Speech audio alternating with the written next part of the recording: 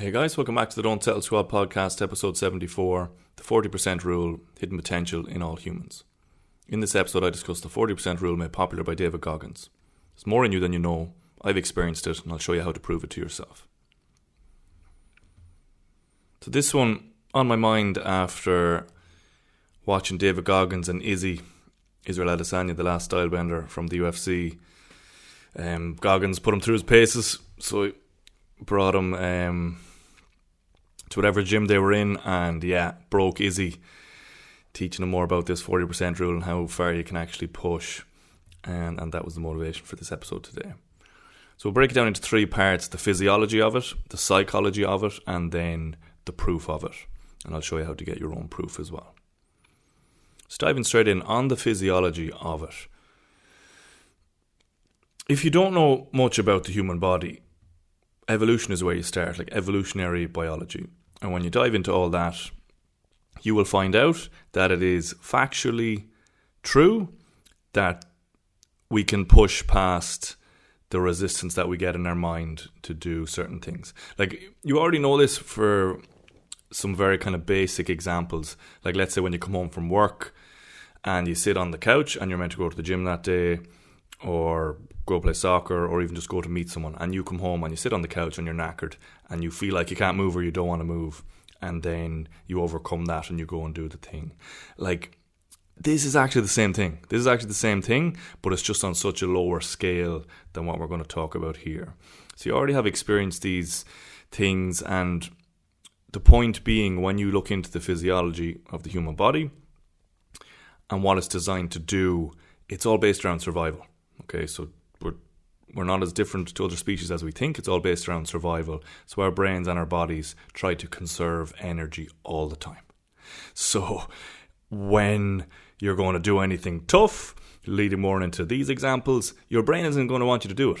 And that's normal. Okay, so the brain is designed to conserve energy, and that's just part of our evolution and what's got us here today. So once you know that, you know it's also factually possible to push through that resistance, because there's a lot more in the tank. And like, the easiest analogy that I used to remind myself of this was like the fuel reserve on a car, because that's essentially how it is, where we see the fuel dial on whatever car you're driving, and when that gets to zero, you may or may not know this, but there's more fuel in the car. There's about 20 to 30 kilometers of fuel left in the car, as a safety mechanism for those people who let it go to zero, which I did, and then I found out by accident. So on my internship during college, I worked for Volkswagen, and I was driving cars every day, dropping this car there, collecting that car, doing that every single day. And one day, dropping a car with very low diesel, got stuck on the motorway, missed the turn, and I was stuck on the motorway for another 50 minutes, freaking out, calling the manager.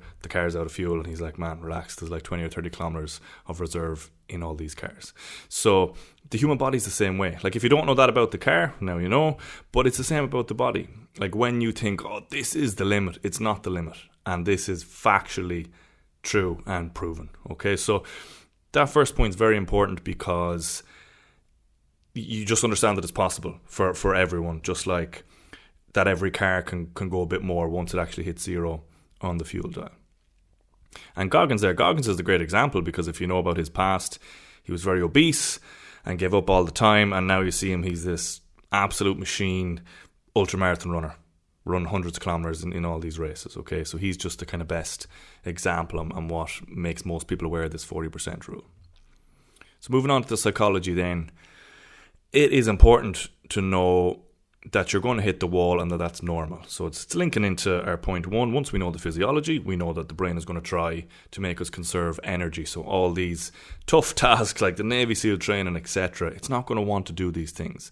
So that was a massive thing for me, because if you're watching any of my training on Instagram and think I do anything impressive, I used to think I didn't have what it took. Like, I used to break, I used to give up, I used to settle, hence the guy didn't settle. That's when I started learning all these things and going after what I want in life and building the body, the mindset, to be able to go after these things. But I still remember those times where I thought I didn't have what it took. I'd hit the wall, I'd feel like I can't go anymore, no matter what it was in, if it was in soccer, if it was in something else. Whenever you hit those tough moments, and I would crumble and then you think like, that's my limit. I'm not like these other people who seem to be able to push past it. But as I know now from point one, that's not true. If you believe it, then it can become your reality. But that's why a lot of the time information is what will shatter your current reality. Once you find information that shatters your current beliefs, now you're open to new beliefs more aligned with the truth. So that's what I had down there, that expect the wall. And the line I was saying to my younger self was, when you hit those walls and whatever it is that you're doing, it doesn't mean you're weak. It just means you're human. Like, that is literally it. You're not weak, you're human. So, like, it's literally part of the journey. Everybody, including the likes of David Goggins, these absolute machines that you see, they had those points. I mean, it's in his book. Like, go read it if you don't know much about him. The points where he's obese, he's trying to get off the couch, he's not able to, he's failing. Like, they all start at the very bottom, slowly working this muscle. That's an analogy a lot of people use as well. That it's like a muscle. You have to use it, you have to strengthen it. You don't go into the gym, with someone who's already benched 100 kg and expect to do that. Like, it's just not going to happen. You haven't built that muscle. So it's the same here with pushing past your limits. You have to start doing it with smaller things. Like I said, starting with the couch. Oh, I'm too tired, I usually don't get up. Now you get up and you go to the gym. That's starting to build that muscle. And you need to start slowly and build with the small gains. Like I'm always saying on Instagram, you don't just go from 1 to 10 on that ladder. It's just not going to happen. So moving on then from the psychology, now we can start getting into proof. And this is where the momentum starts to build. Because just like I was saying there, it can literally be as simple as, for the last year, 5 years, 10 years, when you come home from work, you can't get off the couch to do anything. And now, because you know it's actually possible, you're getting some inspiration and motivation, you do it one day. You get off the couch, you go to the gym for the first time in years. There's your proof. Like, you don't need belief anymore. So that's how these things start. First of all, you need belief. And then once you do it once, you don't need belief anymore because you've proof that it's actually happened. Okay, so that's what you need to do now, is you start going from belief, like you believe it's true now because I'm showing you with some science here and people that have done it. But now you want to go from belief to proof. And that's when things start changing in your own life. The analogy that David Goggins uses is the cookie jar. So you have an empty cookie jar here. Every time you prove to yourself that you can do more than you thought possible, that's a cookie in the jar. And once you keep doing that, you start off with small cookies, then you start going up towards the big ones. Once you start filling up that jar, that's where confidence comes from. That's the ability when you look at this task to go, yeah, that looks impossible, but I know that I can push through those limits that I have. I know I can do this, or I know I can give it an incredible shot and I'm going to go for it. So that's what I did. I followed the advice of David Goggins' book and I started doing that. So, like my origin story, getting over the chronic pains, all those stuff, getting into strength training, aiming for one-arm chin-ups, handstand push-ups, all these things from a skinny, weak person who could never really do more than like 6 chin-ups. Like, these were all the cookies going into the cookie jar. And then once it was kind of 3/4 full, gone from chronic pain and injury, 10 years of that, forced to give up sports. Now I'm back at the gym. Now I'm stronger than I've ever been, put on muscle, getting close to one-arm chin-ups, all these things. The cookie jar was building up, and that's when I went from some mad challenges to David Goggins type stuff. So the biggest cookie for me that I might ever have is I ran an untrained barefoot shoe marathon. Okay, so untrained barefoot shoe marathon. For context, 1 or 2 years before that, I'd ran 30 kilometers in barefoot shoes. Okay, so I'd nearly done the task before when I was training consistently, but then I stopped running. And it was because I actually had a goal of running a marathon in barefoot shoes, but then I was trying to get too many things, like the one-arm chin-up, etc., doing Jiu-Jitsu and all these other things, and I never trained for it. And then one day at Christmas time, before I was going to take a break from training, I just woke up and said, you know what, fuck it. Let's go for it. Like, let's see.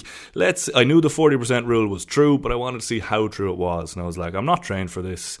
I know it's possible from knowing the science on the human body and seeing people doing these type of things, but this is a mammoth task. Like, let's see what happens. And I talked about that in episode 37. Okay, so if you go to episode 37 on the podcast, it's not on YouTube actually. I wasn't recording the videos back then.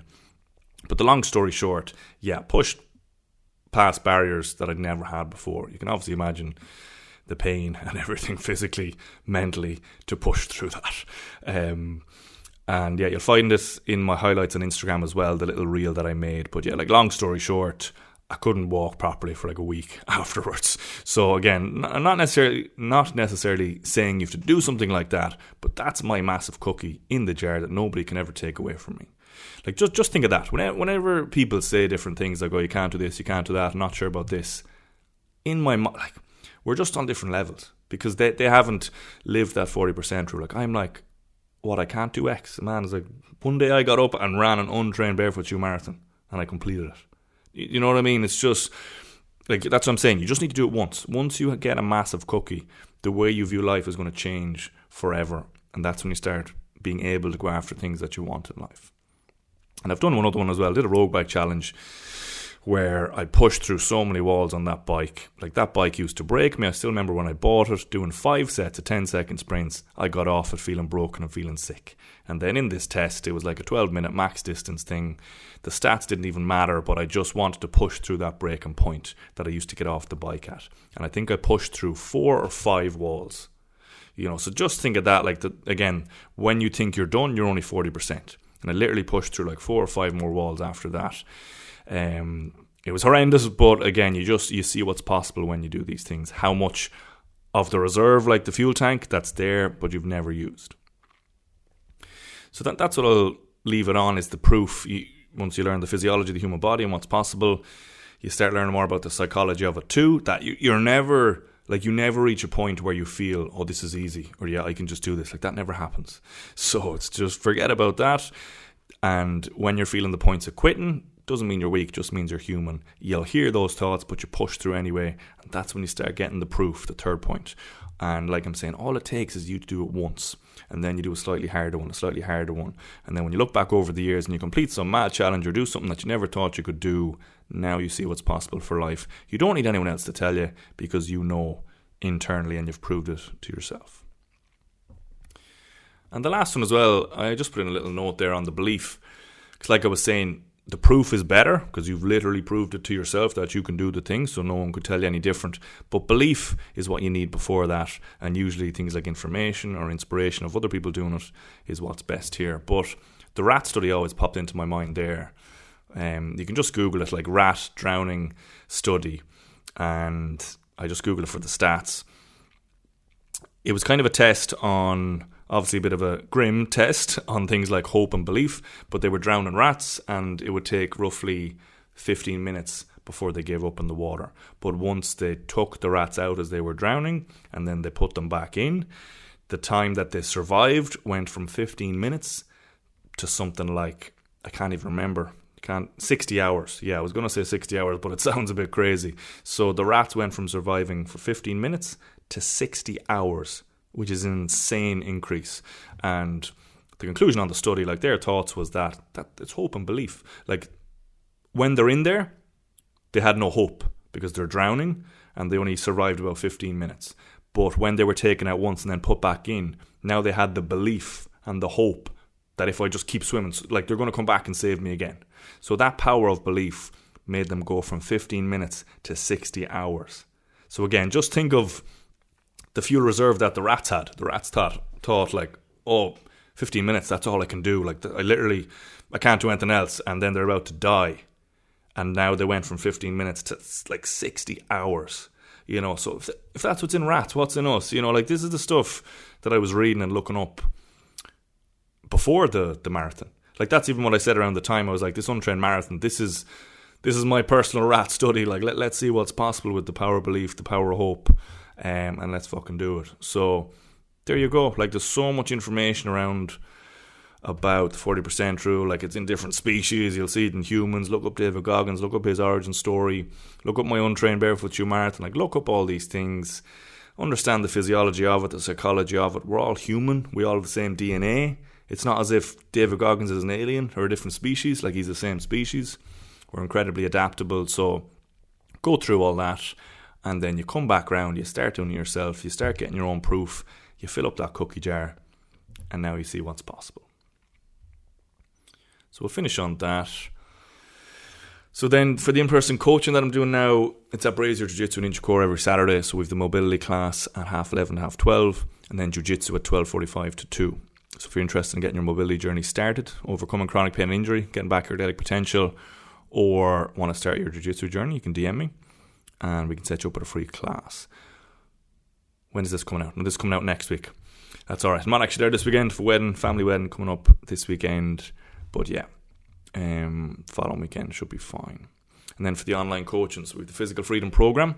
That's overcoming chronic pain injury, regain your athletic potential. So I have the in-person class, which I just mentioned, but this is the online coaching version. And we have the membership, so the self-guided, cheaper option with the group call every week with the guys. And then obviously the one-to-one option there as well if you want to take it more seriously, get quicker progress. So yeah, that's everything. Dropped off the podcast there for 2 weeks. So it was the first time in a long time now. One of my goals last year was to get the podcast very consistent, and that kind of just continued into this year. And then can't remember the exact so look, some life stuff came up and I dropped off one, and then that's the risk when you drop off one. Then I dropped off the second one. I was like, I can't make this a third one. Don't turn it into a habit. And that's just a general rule. Dropping off is fine, these things happen, but don't let it go 2, 3, 4, and then that's the new pattern. It's much tougher to get back on the horse. So yeah, so that's it. So follow rate the podcast if you're listening on Spotify. It takes 2 clicks, give it a rating, that's what'll help. And on YouTube, yeah, subscribe if you're watching on YouTube. So that's it. Don't settle, live true to yourself. We'll talk to you next week.